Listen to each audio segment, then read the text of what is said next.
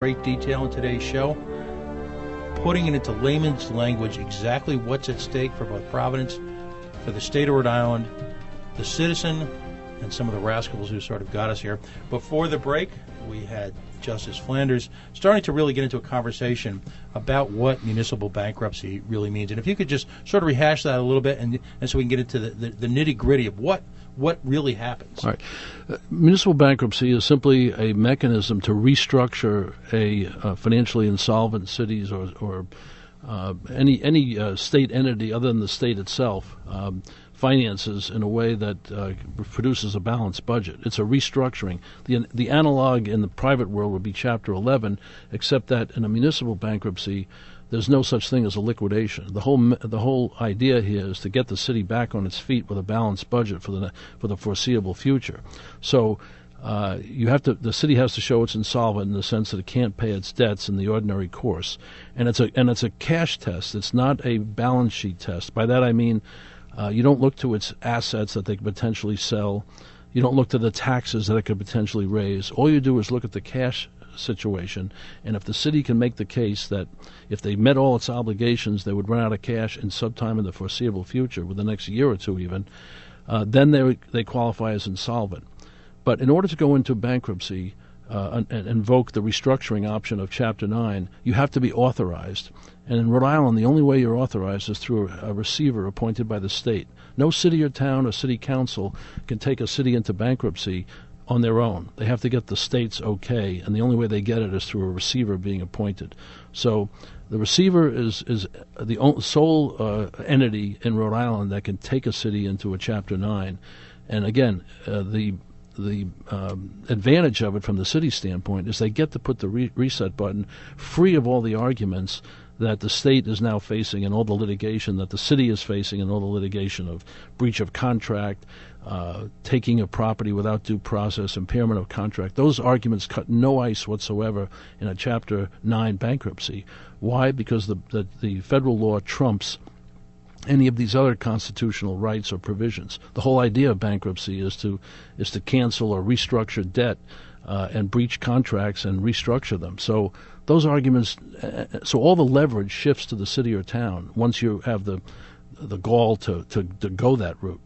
And so it's really a restructuring option where the city can shed some of these unsustainable debts. The pensions can restructured, and obligations to retirees and health care obligations can all be put on a much better footing that's more akin to what's in the private sector.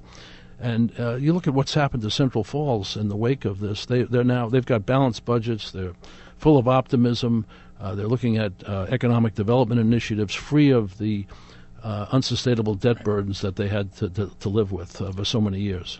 Now, in a situation like this, there's really two diverse constituencies. Number one, there's the average everyday person, the taxpayer, the ham and egger, as we like to call them on the show, the person who wakes up the next morning and goes to work, goes to school. And then, of course, there's the constituency with a real vested interest in one sense, in that they are, in many cases, the cast of characters that brought us to this point. It could be anywhere from the local municipal government. It could be vendors to the city. It could be people at the state level who are connected to municipalities. I want to stress something. For the average person, like me, for example, if I live in Providence and Providence enters into a municipal bankruptcy at Chapter 9, I wake up the next morning. What's really happened to my life? Nothing. Nothing that's really that significant, except that the future is suddenly a lot brighter for you, in the sense that the city is no longer struggling with the idea that they've got to meet these unsustainable obligations. Now they can restructure their expenses in a way that is much better for the average taxpayer, and particularly in the case of Providence, they can readjust the balance sheet and the operating statement in a way that doesn't result in taxpayers taking in the neck constantly with tax increases to have to fund all these unsustainable obligations. So it's good news for the taxpayer. This is the bankruptcy in the context of municipality is not the disease; it's the cure for unsustainable debt obligations. So I give Dr. Harrop a lot of credit for championing this idea in the face of derision from politicians like Mayor Tavares and others who claim they've posted the mission accomplished banner when in fact they're just covering up what seems to be an unsustainable debt situation. Dr. Harrop, it would appear that the primary objective, or objections, I should say, that arise with municipal bankruptcy comes from the chattering classes. The type of people who have a vested interest. Let me point out an analogy that I'll draw from the Central Falls situation. Senator Crowley, a vocal opponent of the process, objected to every single fee. Really, in terms of championing legislation at the state level where some of the cure would be bailed out by the state, while at the same time, this individual, my understanding, was the town clerk for the village of Central Falls for something in excess of 25 years, knows where, if you've ever worked at the municipal level, if you've ever had to pull a permit, you know that the town clerk is truly the nerve center, the air traffic controller of a municipality. So, yet at the same time raised no objections to, and on the show we have a lot of nicknames, so I'll crack wise for a moment, but as we call him, more buck for your Chuck Moreau, was conspicuously silent when he was going out and literally attaching felonious board-up fees to vacant houses across Central Falls. I mean, is this the same cast of characters that seems to operate in Providence? It is. I think it breaks down into several groups. There is a very small group. I'd make one slight correction to what the judge says, and I appreciate him being supportive of me, is there is a very small group of people who intend to sell their house, their property, within the next 2 to 3 years that may be hurt. Because there is a sort of reputation, it's a bankrupt city, and people are a little worried about that type. And their property values drop slightly. And I think that's what you hear from the history with that. The major groups is that it's an embarrassment. They don't want to live in a city that's going bankrupt. And that, there's a certain unrealistic fear with people. They think, I'm bankrupt, somebody's coming and taking my house tomorrow, because that's the type of thing that happens. So I think there's those type of people. There's also, people who are very much do not want to see certain cuts that have to be made within the city. I mean, certainly when we reset, there are a few other losers at that point. Some of the pensions will need to be readjusted. I don't see any particular way around that at this particular time, but some of the pensions were given unjustly. So I'm not particularly concerned about that. I think in Central Falls they took significant cuts in some of the pensions. I don't see that happening in Providence at the moment, but if we don't fund the pension system, we'll end up like that with significant cuts. With regard to the reputational aspect, I've as someone who's not a native Rhode Islander, I always take great amusement in the sense that people think that no one else will know if we can just keep it quiet. Isn't it fair to say, Mike, let me ask you this question, in just the closing seconds of this break. Isn't it fair to say that everybody really knows already? Doesn't Wall Street? Is this a surprise to anybody at this point? The municipal market of Rhode Island, in terms of Wall Street municipal market, is just a drop in the bucket. So they're not particularly focused on it. They're more focused, for example, on Puerto Rico right now and Illinois. And so, but Rhode Island was in a precedent-setting renegotiation of the state. They had their original settlement that Raimondo pushed through, and then it went back to some sort of secondary negotiation. So they're paying attention because you could set precedent. And so for anybody to be saying they aren't aware or they don't know or there's some little secret out there they weren't told about, they all know about it. They all generally know about it, but their eyes glaze over, like you mentioned before, when we get to details. After the break, there's a couple of issues that are on the horizon that I want to talk about. You mentioned, of course, the renegotiation of the pension settlement. It would appear that Judge Taft-Carter is out there lurking, a decision to be had. You've got the implementation of GASB. You've got a potential stock market bubble. You've got Massachusetts gambling looming on the horizon. After the break, let's talk about the impact of those events. You're listening to the Coalition live on Talk Radio, AM 790, your source for news and business. Facebook.com/Coalition Radio. We'll be right back. Manchester 65 is New England's newest live music and events venue. If you're not completely enjoying your current live music experience, there is another option. Manchester 65 is large enough to support touring acts, yet small enough for that local feel. For upcoming events, go to manchester65.com. Make it your place. Manchester65.com. Did you just have surgery and would like to rehab at home instead of in a nursing home?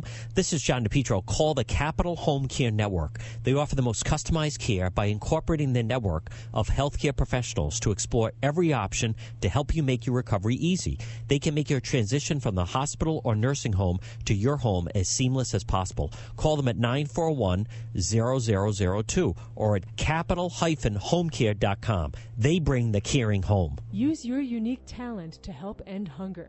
The 1 of 52 Hunger Network is a grassroots movement that allows you, as an individual, to have a major impact on ending hunger. No fees, only action in just 1 week a year.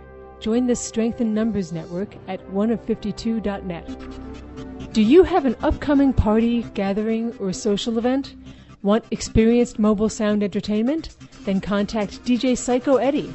Having worked with several local and national acts, as well as charities, nonprofits, and the area's best live event venues, DJ Psycho Eddie can get the party started and keep it going.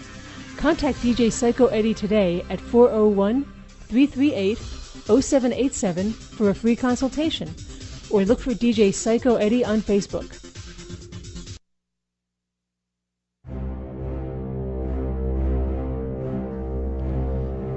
And we're back. The Coalition live on Talk Radio. I am the PO taxpayer. We're entering the second half of the show. Some very special guests live, all in studio. Dr. Dan Harrop, Republican nominee for the mayoralty of Providence. Welcome back to the show, Dan. Thank you. Justice Robert Flanders, retired Supreme Court Justice, and of course, well known as the Central Falls receiver, prominent expert on the issue. Welcome back, Judge. Thank you. Mike Riley, one of our favorite long-term guests, a host of our recurrent segment of Just How Screwed Are We? This is great because now we finally in studio get a sense of what's really happening. You know, before the break I talked about some exogenous events. First and foremost, of course, is looming the great pension decision by Judge Taft-Carter. Dr.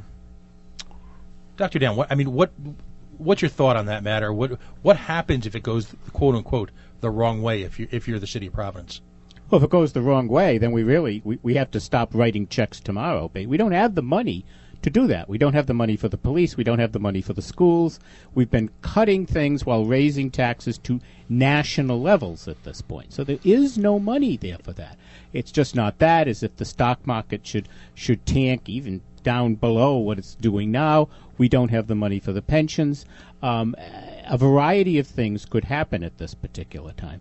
And, with our tax rates and with the fact that we don't have a stable financial system in Providence, companies are not willing to build on the Route 195 land, which is one of the jewels that we could really build up the tax base in Providence. But the laborers union said they've been out there trying to get companies to come in. They've been offering them all sorts of cutbacks. I mean, the union's trying to cut back to keep their members in jobs. They can't get them to come in. They're frightened to come into Providence because the tax rates, because of the pension fund, because of the financial instability and the basic financial collapse that Providence is slowly undergoing at this particular time. Judge Flanders, your experience with Central Falls, doesn't bankruptcy resolution provide a sense of certainty both for investors and the financial community at large? Yes, that's the point of it. It basically takes the unsustainable obligations and restructures them in a way that the city can afford. That's the only issue that the judge has to decide in a bankruptcy, in a municipal context, is what can the city afford and what's reasonable. And a 5-year plan is put in place, and the city has to adhere to that going forward. So absolutely, it really adjusts things in a way that the city can afford, and that's the key thing. Now, one peculiar thing about Rhode Island, peculiar in a sense that it's different from other places, is Rhode Island has chosen to protect its bondholders through legislation.